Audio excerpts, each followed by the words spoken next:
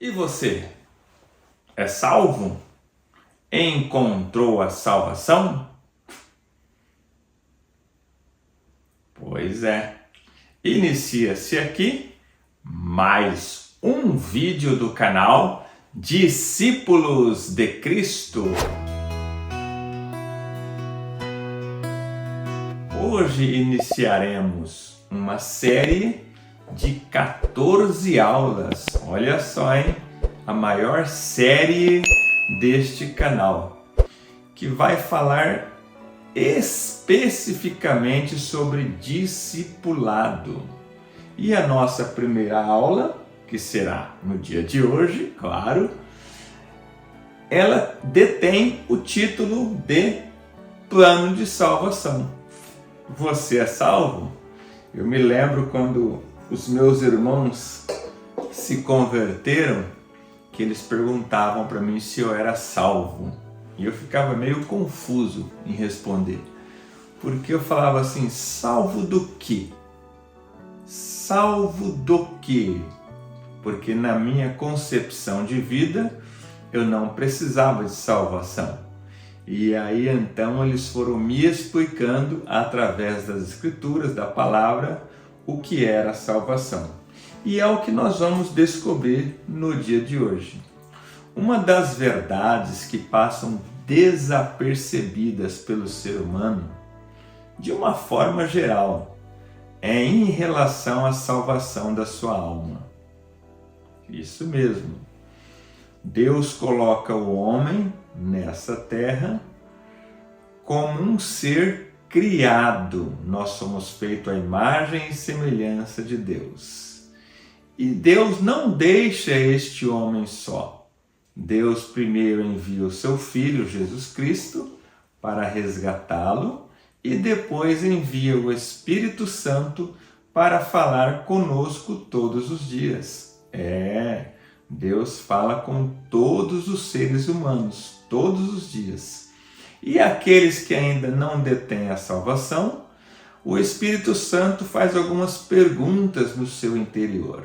Aquilo que você chama de consciência, minha consciência, muitas dessas vezes, é o Espírito Santo que está falando com você.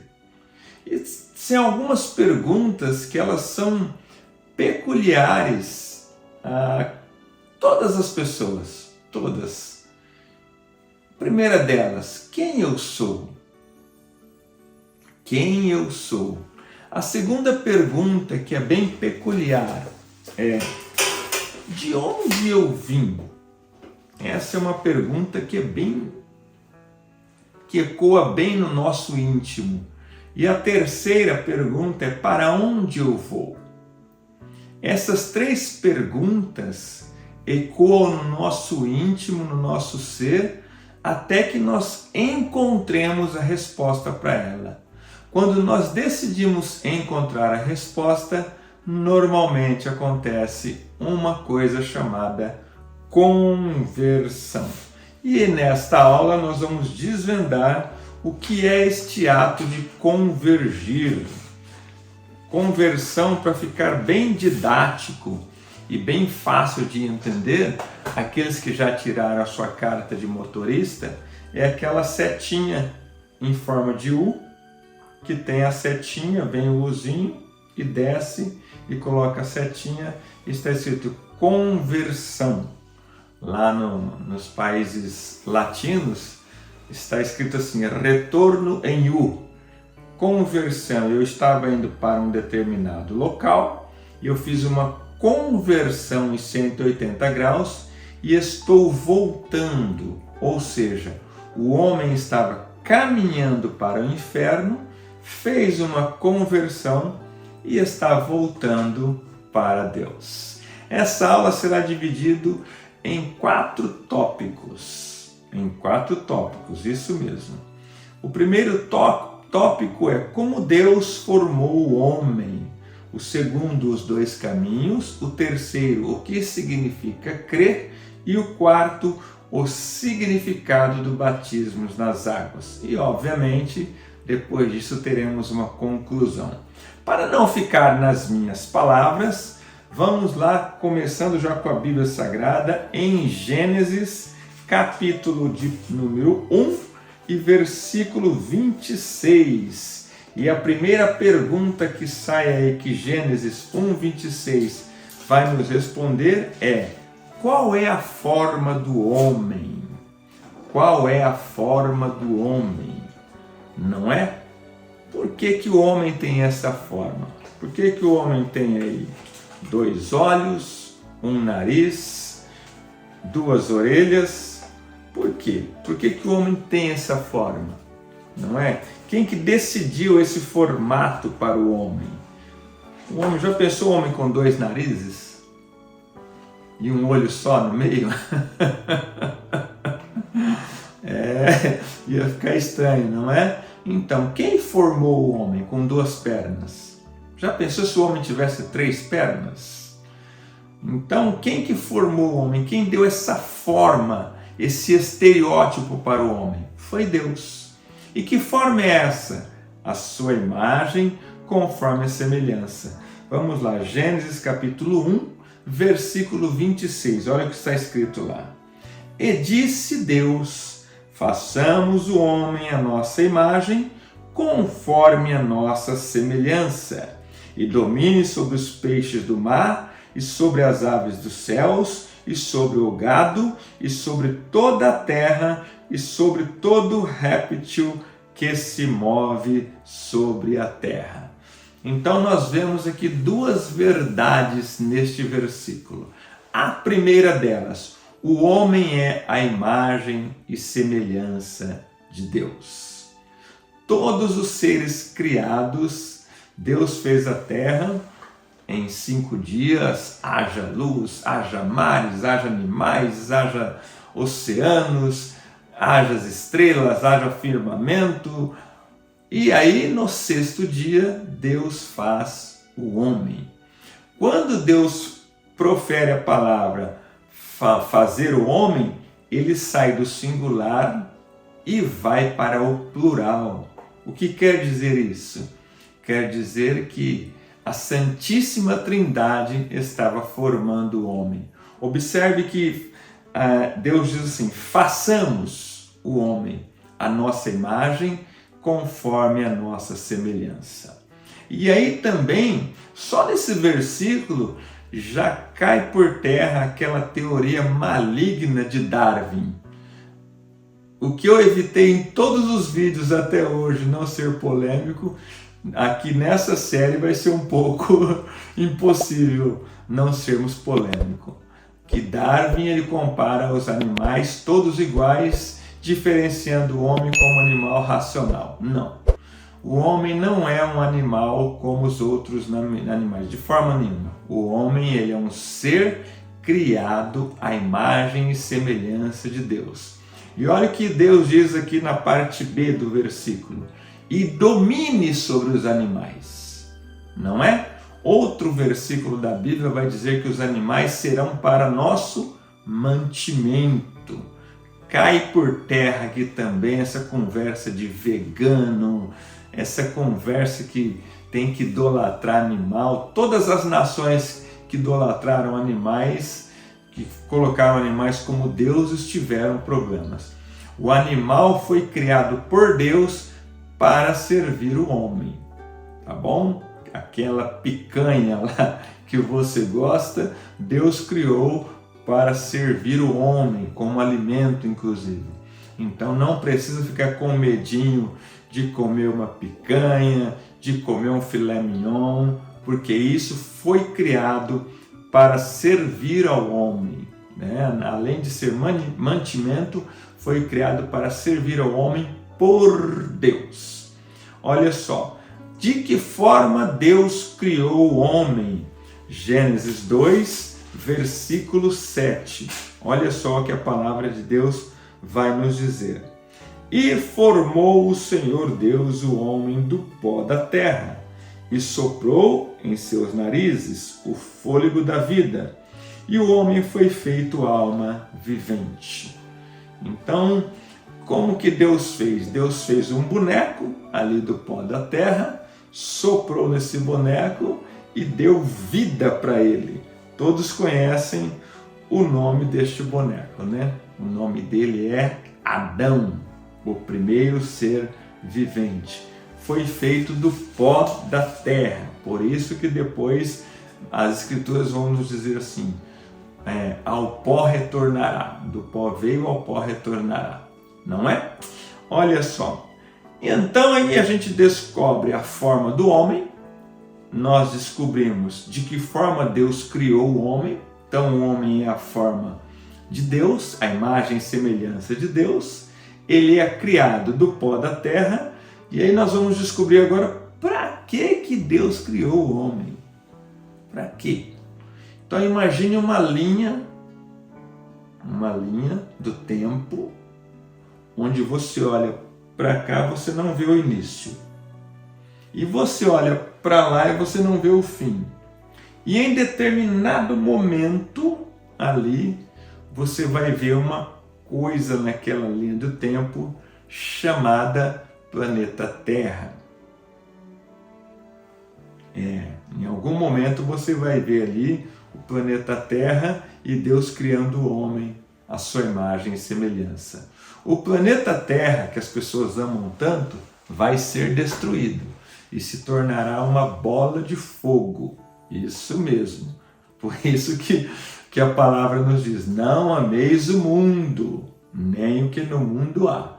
Porque esse mundo, em algum momento, daqui a alguns anos, não é? Ele vai se transformar numa bola de fogo. Enquanto isso não acontece, é nosso dever nos convertermos ao Senhor Jesus e garantirmos a nossa salvação. Então, olha só, para que Deus criou o homem? Agora nós vamos lá para Isaías, capítulo 43 e o versículo de número 7. Vamos descobrir aqui para que Deus criou o homem. Isaías 43, versículo 7. Diz assim a palavra de Deus: a todos os que são chamados pelo meu nome, e o que eu os que criei para minha glória, eu os formei, sim, eu os fiz. Então nós, seres humanos, somos criados para a glória de Deus. Todas as vezes que você vê um ser humano que não está cumprindo este papel de glorificar a Deus, este ser humano está num caminho tortuoso, está em um caminho errado, porque nós fomos criados para a glória de Deus. Este é o motivo de Deus ter te criado. Então, quando você ver alguém andando de uma forma dissoluta, de uma forma não republicana, não é? Esta pessoa está ofendendo a Deus, porque Deus o fez à sua imagem e semelhança. E quem criou o mundo? Já que nós estamos falando de criação, quem criou o homem nós já descobrimos.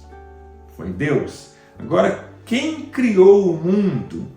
Vamos lá ver em Evangelho de João, no capítulo de número 1 e no versículo de número 10. Olha só o que vai nos dizer João 1:10. Estava no mundo, e o mundo foi feito por ele, e o mundo não o conheceu. Quem criou o mundo, hein? O mundo foi feito por ele, e o mundo não o conheceu. De quem que João está falando aqui no capítulo 1? Da pessoa bendita do Senhor Jesus. Então o Senhor Jesus, ao contrário do que muitos pensam, que ele passa a existir somente após Maria, nananina não. O Senhor Jesus é Deus, segunda pessoa da Trindade, Deus eterno, e ele participa da criação e participa da criação do mundo. Tá? E aí, então, para nós concluirmos, como que ele se manifesta como é que Deus se manifesta ao homem. Porque Deus não cria o homem e não deixa o homem ali isolado. Vou criar esse homem aí, deixa ele isolado aí. Não, Deus cria o homem e Deus se manifesta ao homem. De que forma? Através da pessoa bendita do Senhor Jesus. É o que vai nos dizer o versículo 11. Olha só, João 1:11. Olha só o que diz. Veio para o que era seu e o seu não o reconheceu. Veio para o que era seu e os seus não o receberam. O Jesus Cristo, ele veio em primeiro lugar para os judeus. Os judeus, porque os judeus eram o povo de Deus, o povo escolhido, que começa ali com Abraão, Isaque, Jacó. Deus muda o nome de Jacó para Israel. Israel tem 12 filhos, que são os 12 patriarcas, que formam as 12 tribos de Israel, formando assim o Estado de Israel. Este era o povo de Deus. Jesus veio para eles. Eles não recebem a Jesus. Eles não recebendo Jesus, aí o versículo seguinte já vai nos dar uma direção do que acontece, que é o versículo 12. Mas a todos quantos o receberam, deu-lhes o poder de serem feitos filhos de Deus, aos que creem no seu nome. Então, todos são filhos de Deus? Não, não são todos que são filhos de Deus. Todos são criaturas de Deus. Aqui há uma linha divisória aqui. Só são filhos de Deus aqueles que creem em Jesus como seu único e suficiente Salvador, que é um dos testemunhos que a pessoa dá quando ele está sendo batizado. Você crê no Senhor Jesus? Quando a pessoa diz, eu creio, aí então nós damos sequência no batismo. Quando a pessoa crê no Senhor Jesus, ele passa então a ser filho de Deus, deixando a condição de criatura e passa a condição de filho. E no filho ninguém toca. Então, o tópico 1, ele seria o resumo. O item A, qual é a forma do homem. O item B, de que forma Deus criou o homem. O C, para que Deus criou o homem. O D, quem criou o mundo. O E, como Deus se manifesta ao mundo. E o F, todos são filhos de Deus? Não, só aqueles que aceitam a Jesus Cristo como Senhor e Salvador da sua alma. Então, o primeiro tópico, como Deus formou o homem, se resume nesses 6 subtópicos que eu acabei de listar aqui. Agora vamos falar sobre o tópico 2. O tópico 2 vai nos mostrar aí o título, os dois caminhos. Quando Deus cria o homem, Deus dá para o homem uma coisa chamada livre-arbítrio, livre escolha. Você já pensou alguém lá no céu cutucar você e dizer assim, e aí, tá feliz aqui no céu? Eu estou e você, eu não queria estar no céu não, Deus que me trouxe para cá. Não teria sentido, não é? Então o céu é algo que tem que ser desejado pelo homem. Por isso que o Senhor Jesus diz que o céu é algo que é ganho à força. Sabemos que nós, pelas nossas forças, não conseguimos chegar ao céu, mas nós podemos perder a salvação. Então, quando fala que ganhar a força, é no sentido de não perder a salvação, porque a salvação nos é dada gratuitamente por Deus, através do sacrifício do Senhor Jesus na cruz do Calvário. Então, o tópico, o item 2, o tópico 2 vai nos dizer dos dois caminhos. Quais são esses dois caminhos? O céu e o inferno. O céu foi feito para aqueles que creem em Jesus Cristo como seu único e suficiente Salvador. E o inferno foi feito para aqueles que não creem em Jesus como seu único e suficiente Salvador. Tá bom? Olha lá. O que é inferno? A primeira vez que esta palavra é mencionada na Bíblia é lá em Deuteronômio, no capítulo 32 e no versículo 22. Olha o que diz: porque um fogo se acendeu na minha ira e arderá até ao mais profundo do inferno e consumirá a terra com a sua novidade e abrasará os fundamentos dos montes. Então aqui é quando a palavra inferno é citada pela primeira vez na Bíblia. A palavra inferno, do Hades, do grego Hades, e do hebraico Sheol. O que é inferno? Inferno é o lugar de tormentos. É o lugar preparado para o diabo, o adversário, e os seus anjos e os seus adeptos. Quem são adeptos do diabo e dos seus anjos, que são os demônios?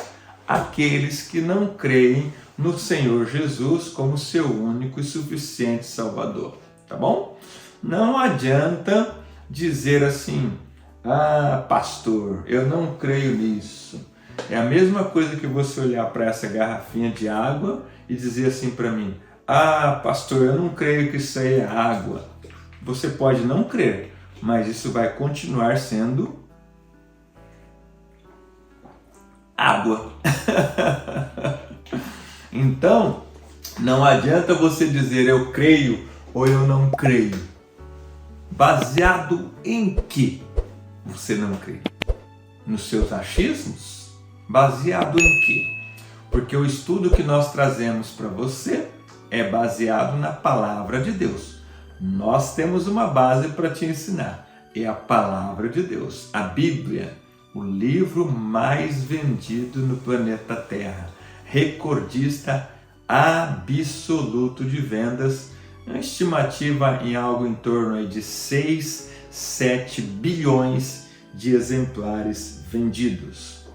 Vamos entender um pouco mais sobre céu e inferno na parábola que Jesus conta, ali no Evangelho de Lucas, no capítulo 16. Esse texto está do versículo 19 até o versículo 31.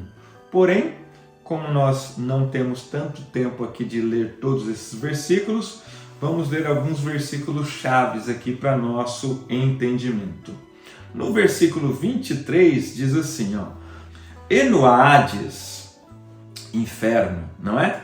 E no Hades, ergueu os olhos, estando em tormentos, e viu ao longe Abraão e Lázaro no seu seio. Versículo 24. E clamando disse, Abraão, meu pai, tem misericórdia de mim, e manda Lázaro que molhe na água a ponta do seu dedo e me refresque a língua, porque estou atormentado nesta chama.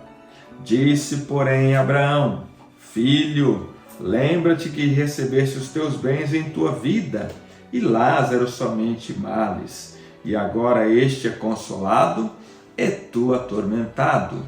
E além disso, está posto um grande abismo entre nós e vós, de sorte que os que quisessem passar daqui para vós não poderiam, nem tampouco os de lá passar para cá. E disse ele, rogo-te, pois, ó Pai, que o mandes à casa de meu pai, pois tenho 5 irmãos, para que lhes dê testemunho, a fim de que não venham também para este lugar de tormento. Disse-lhe Abraão, eles têm Moisés e os profetas, ouçam-nos. Disse-lhe E ele disse: não, Abraão, meu pai, mas se algum dos mortos fosse ter com eles, arrepender-se-iam.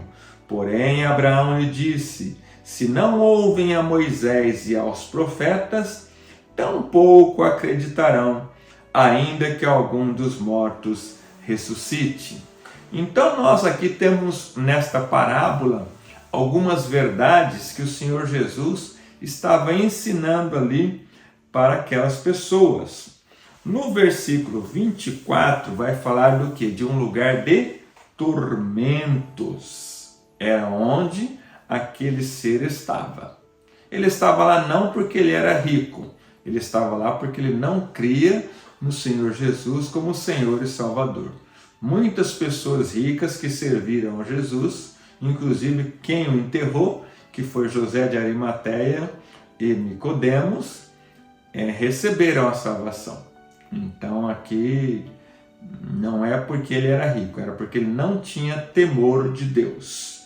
No versículo 26 vai ter algo interessante ali. Existe um grande abismo que separa. Quem quer passar do céu para o inferno não pode. Eu acho que isso não vai acontecer, né? E quem quer passar do inferno para o céu, isso vai acontecer muito. Também não pode. Porque há um grande abismo e esses dois lugares são intransponíveis. Não há caminho. Depois que a pessoa deixou este plano secular, deixou essa vida, não há como mais ele se arrepender.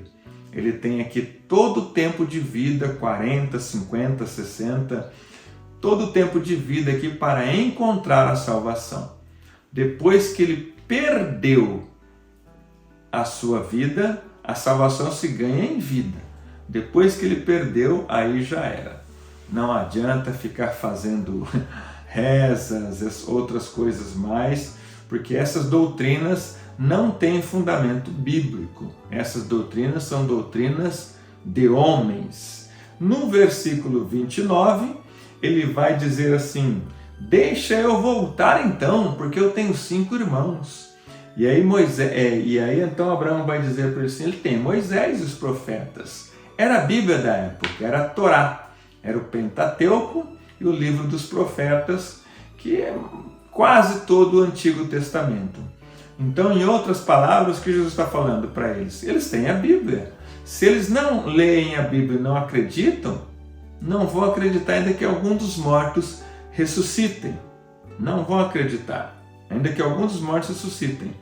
E aí ele diz ainda no versículo 30, para ficar ratificado aqui: não há como os mortos voltarem. Aí cai por terra também a doutrina espírita, essas doutrinas aí que vão dizer algo que a Bíblia não diz, que o homem tem várias vidas, essas coisas todas aí. Então, o segundo tópico da nossa lição, os 2 caminhos, fica resumido aqui sobre o que é o inferno. Aqui nós aprendemos sobre o que é o inferno. Agora nós vamos falar sobre o terceiro tópico. O terceiro tópico. O que significa crer? Terceiro tópico. A leitura encontra-se no Evangelho de João, no capítulo 6.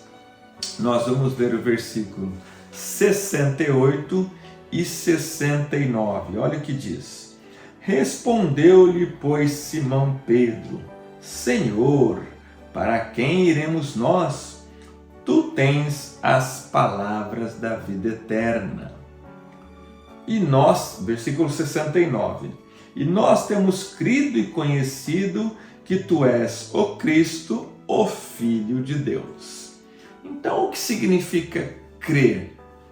Se nós formos em qualquer lugar aí dissoluto, num boteco, até mesmo num lugar de prostituição, e perguntar se as pessoas creem em Deus, 90% vai dizer que crê, mas eles não praticam o que Deus ensina.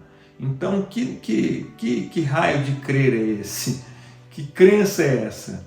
Eu creio em algo que eu não pratico. Não é? Isso é uma inverdade. Isso é uma contradição. Então, o que significa crer?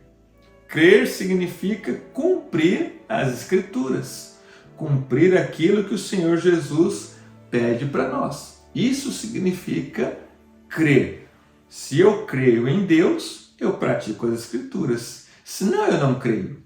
Senão eu posso dar qualquer nome para isso, mas isso não é crer em Deus. Se eu creio em Deus, se eu creio em Jesus, eu pratico o que Ele me ensina, que são as Escrituras. E Marcos, capítulo 16, versículo 15, vai nos explicar um pouco melhor até o que é essa questão do crer. Olha só o que Marcos, no seu capítulo de número 15, vai nos dizer, olha só. Marcos 16, 15. E disse-lhes: ide por todo o mundo, pregai o evangelho a toda criatura. Versículo 16. Quem crer e for batizado será salvo, mas quem não crer será condenado. Então aqui fica explícito o que significa o crer. Prega o evangelho a toda criatura. Então o evangelho é pregado a toda criatura. É muito difícil alguém que nunca ouviu a pregação do evangelho. Até mesmo na janela 1040, que são aqueles países ali dominados pelo islamismo, ali no Oriente Médio, até mesmo ali tem homens de Deus, mulheres de Deus. Não vou dar detalhes e nem endereços aqui, mesmo porque eu não sei, mas nós sabemos que tem. E eles pregam o evangelho. Eles pregam o evangelho porque ninguém segura a igreja de Deus. As portas do inferno não prevalecem contra a igreja de Deus. E ao evangelho sendo pregado, as pessoas vão ter duas opções: crer ou não crer. E aqueles que creem, aqui as escrituras dizem, quem crer e for batizado será salvo. E aí a pessoa pode pensar assim: ah, pastor, mas eu fui batizado quando eu era criancinha, quando eu era nenezinho. O meu batismo então não valeu? Não, não valeu o seu batismo. Porque a Bíblia Sagrada diz que o batismo é para arrependimento de pecados, que é até o próximo tópico que nós vamos falar. Então, isto aí, nem vou dizer muito agora porque é no próximo tópico. Vamos encerrar aqui o tópico 3, então entendendo isso, que quem crer e for batizado será salvo. Muito bem, agora sim o tópico 4, o significado do batismo nas águas. Hoje eu estou dando trabalho para a moça da técnica, hein? É porque é um ensino mais extenso, é um ensino mais focado na palavra de Deus, é mais extenso, não é? Olha lá, chegamos então ao tópico 4, o significado do batismo nas águas. O Evangelho de Mateus, o capítulo 3 e o versículo 2 vai nos dizer assim, ó: arrependei-vos, porque é chegado o reino de Deus. O versículo 6, e eram por ele batizados no rio Jordão, confessando os seus pecados. Então, o batismo ele serve para duas coisas aqui nesse texto. Primeiro, para demonstrar o arrependimento. Arrependimento do quê? Dos pecados que eu cometi. E, na sequência, eu confesso o meu pecado e então eu sou batizado. Então, eles eram batizados confessando os seus pecados. Este então é o sentido do batismo. O batismo é uma prova que eu estou dando ao meu Deus, que eu creio nele, que eu estou me arrependendo dos meus pecados e estou confirmando que eu creio nele através do batismo nas águas. Durante os anos foram criadas algumas formas de batismo, que nem todas elas são bíblicas, tá bom? Então nós vemos algumas igrejas aí fazendo o batismo por aspersão, que é aquele batismo que joga uma aguinha na testa, não é? Esse batismo você vai procurar na Escritura de Gênesis, Apocalipse, você não vai encontrar, tá bom? Não vai encontrar. É válido, não é? Aí é outra polêmica, é outra aula, é outra história e não é o nosso foco aqui. Verdade é que nós da Assembleia de Deus não consideramos esse batismo porque nós entendemos que o batismo não aconteceu. O batismo correto, conforme a doutrina bíblica, ele é feito por imersão. Imersão, não é? É quando a pessoa é colocada inteira dentro da água e ali morre o velho homem e nasce o novo homem. Esse é o símbolo do batismo. A pessoa vai adentrar a água, vai morrer a velha criatura e vai nascer o novo homem. Um exemplo disso, nós sempre damos exemplos bíblicos para tudo que nós falamos aqui, encontra-se em Atos dos Apóstolos, no capítulo de número 8 e no versículo de número 36. Indo eles caminhando, chegaram a pé de alguma água e disse o eunuco: eis aqui água, o que impede que eu seja batizado? O versículo 37. E disse Filipe: é lícito se creres de todo o coração. E respondendo ele disse: creio que Jesus Cristo é o Filho de Deus. E mandou parar o carro e desceram ambos à água, tanto Filipe como o eunuco, e o batizou. Então, o contexto dessa história é que havia um eunuco em uma carruagem, alto funcionário da rainha dos etíopes, e Felipe aparece ali do lado dele. Você está entendendo o que ele estava lendo na Escritura, estava lendo o profeta Isaías, num pergaminho, hein?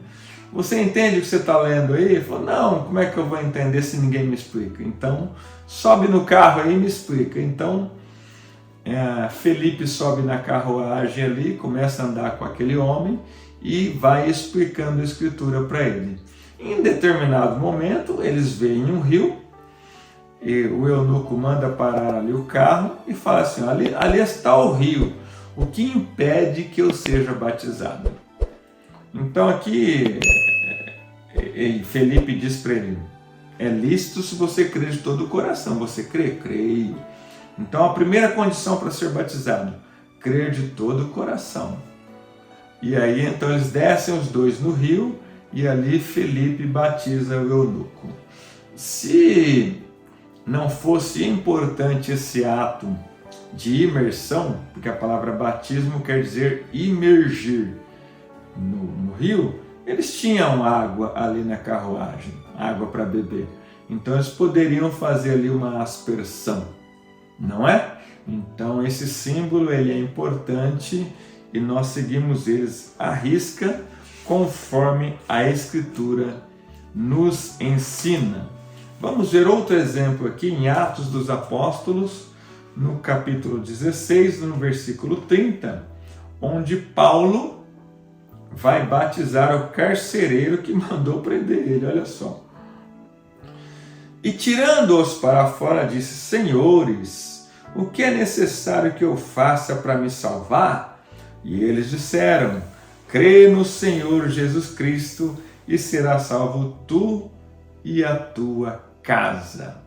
Então o que aconteceu aqui? Paulo passa ali a Macedônia, pela primeira vez prega o evangelho no Ocidente, ali para Lídia e para aquelas pessoas, para aquelas mulheres que ali estavam.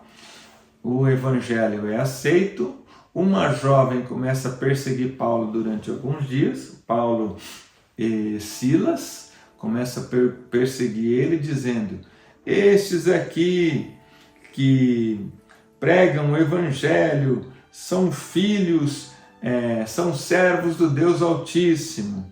E alguns dias depois, Paulo, ele ficou ali meio incomodado com aquilo, com aqueles elogios, né? E Paulo, ele percebeu ali algo estranho com aqueles elogios ali. E ele percebeu que aquilo ali não vinha de Deus. Cuidado com os elogios, né, irmãos? E aí, então, ele repreendeu aquele espírito adivinhador daquela moça. E aí, então, a moça não adivinhava mais nada. Por essa razão, a moça era uma escrava, ela tinha dono, né? Naquela época, a escravidão era uma coisa normal, na época do Senhor Jesus. Na época do mundo, né? A escravidão é coisa normal.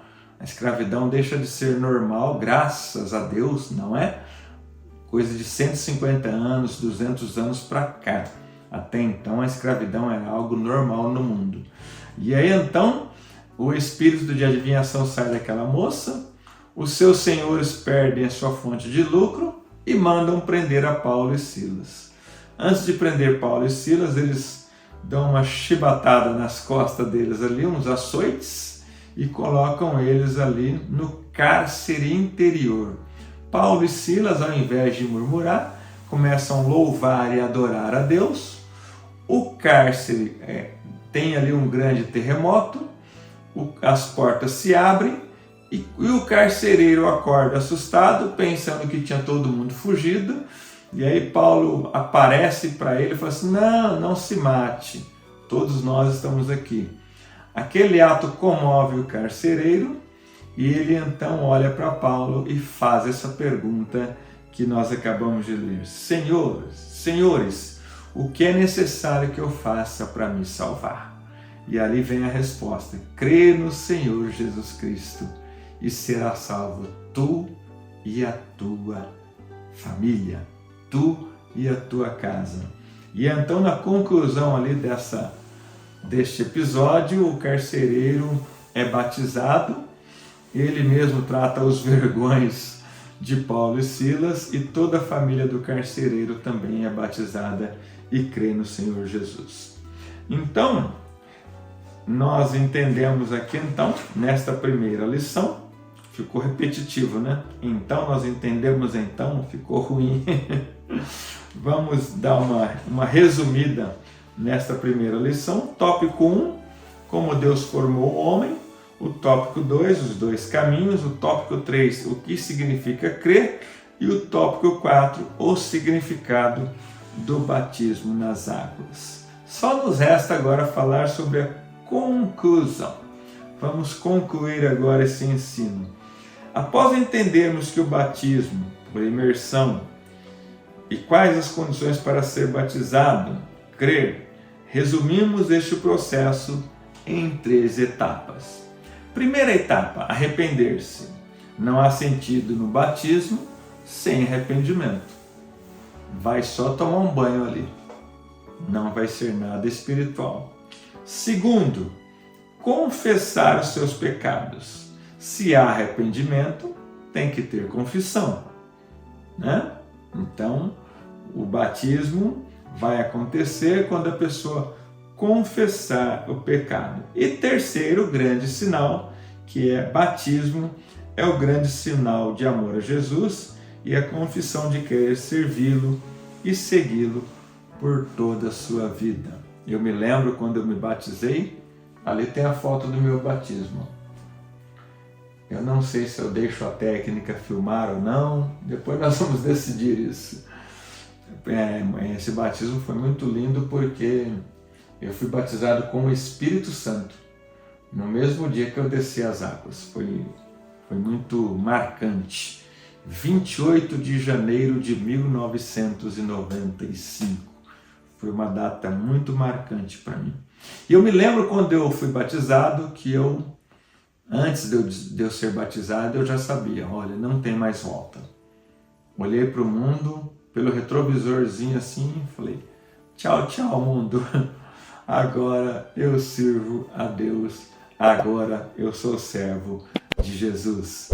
Que Deus te abençoe e te guarde e te prospere em todos os teus caminhos. Deus abençoe em nome de Jesus.